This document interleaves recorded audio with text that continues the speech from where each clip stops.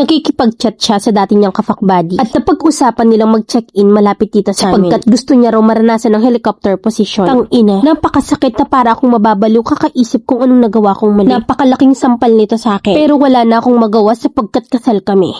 Nanganak na ako ngayon na 3 months na rin yung anak ko and I'm a CS mo. Sobrang ganda ng bata at kamukhang kamukha ng tatay niya. Nakatira pa rin kami sa iisang bubong. Yes, hindi kami naghiwalay. Pero gaya nga ng sabi nila, trust is like a broken vase. It can be fixed back, but it will never look the same again. Since that day na nalaman ko ang pag-check-in nila at ginakol ko na siya, nawalan na ako ng tiwala at nawalan na rin ako ng pake sa kahit ano pang gawin niya. Ang hirap maikasal sa taong hindi mo pala lubos kakilala. Na bakit na kung kailan kasal na kami tsaka ko lang nalaman ang lahat. Nabuksan ko ulit yung phone niya at dun tumambad sa akin na napakaraming message niya sa iba't ibang therapist na para bang nakaugalian na niya talaga na mag-check-in at magpamassage with extra service. Madalas hindi siya pinagbibigyan pero meron din namang may malaking pangangailangan siguro kaya pumapayag. May nabasa pa ako na September 12 last year habang nasa bahay nila ako naghihintay kasi nga buntis at maselan ako. Ayun siya at nakikipag-chat sa dati niyang kafakbody at napag-usapan nila na mag-check-in malapit dito sa amin sapagkat gusto niya raw maranasan ng helicopter position. Tang-ina, napakasakit na para akong mababalo kakaisip kung anong nagawa kong mali na para ganunin niya ako. Akala ko yun yung pinakamasakit sa lahat pero nabasa ko rin na after ng kasal namin ng November 18, kinaumagahan ay chinachat niya na ulit yung favorite niyang therapist na for massage ulit ko no. Napakalaking sampal nito sa akin pero wala na akong magagawa sapagkat kasal na kami. Sa ngayon ay full-time mama ko kahit na gusto kong mag-work kasi meron naman akong pinag-aralan pero hindi ko pa talaga kayang ipagkatiwala yung anak ko sa kahit na kanino. At kung tatanungin niyo naman ako kung kumusta siya bilang tatay, he's a good provider, a loving and caring father to our daughter. Sa ngayon pinipili ko yung kapakanan ng anak ko at ang magandang kinabukasan niya. Pero pinapanalangin ko na sana dumating yung panahon na kaya ko namang piliin ang sarili ko. Nang sa gayon ay makaalis ako sa sitwasyong to. Salamat Mami Len sa pakikinig at sa mga payo nyo. Letter sender, Janine.